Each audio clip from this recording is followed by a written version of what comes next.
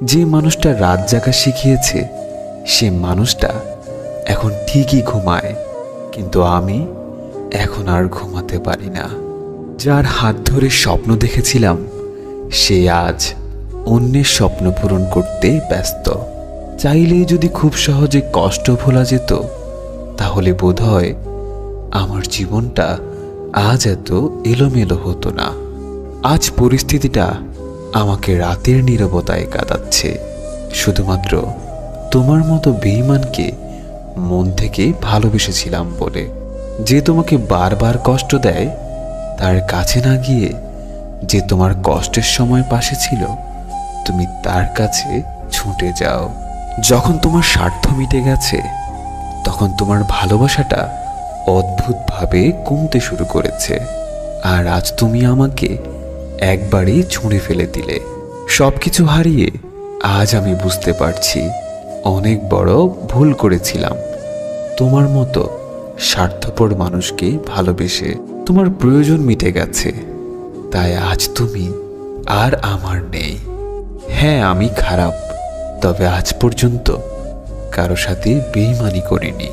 তুমি যদি আমাকে ছেড়ে ভালো থাকো তবে আমার কোনো আপত্তি নেই, কারণ তোমাকে খুশি দেখাটাই আমার স্বপ্ন।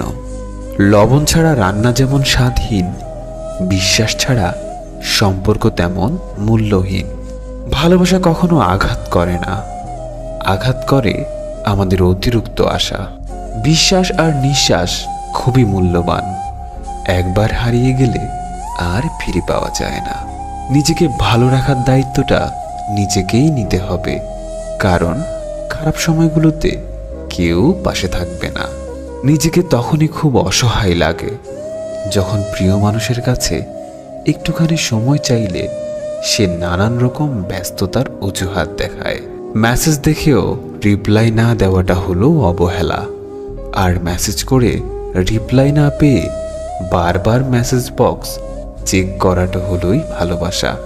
সেই মানুষগুলো আমাদের খুব বেশি অবহেলা করে যাদেরকে আমরা খুব ভালোবাসি। কাউকে অতিরিক্ত ভালোবাসা অনেক বড় অপরাধ, আর এই শাস্তি হলো শুধু কষ্ট আর অবহেলা। মানুষ তখনই আপনাকে অবহেলা করা শুরু করবে যখন তার কাছে আপনার প্রয়োজন ফুরিয়ে যাবে। অবহেলা করছিস কর, সবই তো বুঝি, শুধু কিছু বলি না হারিয়ে ফেলার ভয়ে। বেশিরভাগ ক্ষেত্রে ভালোবাসার সম্পর্ক নষ্ট হয় অবহেলা আর মিথ্যে অভিযোগের কারণে। খুব তো বলিস ভালোবাসি ভালোবাসি, তাহলে কেন বুঝিস না তোর একটু অবহেলা আমাকে যে বড্ড কাঁদায়। অনেক কিছুই ছিল বলার, কিন্তু তোমার অবহেলা আমাকে বলতে দিল না। আমাকে এত বেশি অবহেলা করো না, সময়ের ব্যবধানে পাল্টা অবহেলা সহ্য হবে না। অবহেলা নামক শব্দের কাছে হেরে যায় কিছু কিছু অতৃপ্ত ভালোবাসা। এত বেশি অবহেলা করো না, হঠাৎ করেই চলে গেলে শূন্যতা সহ্য করতে পারবে না।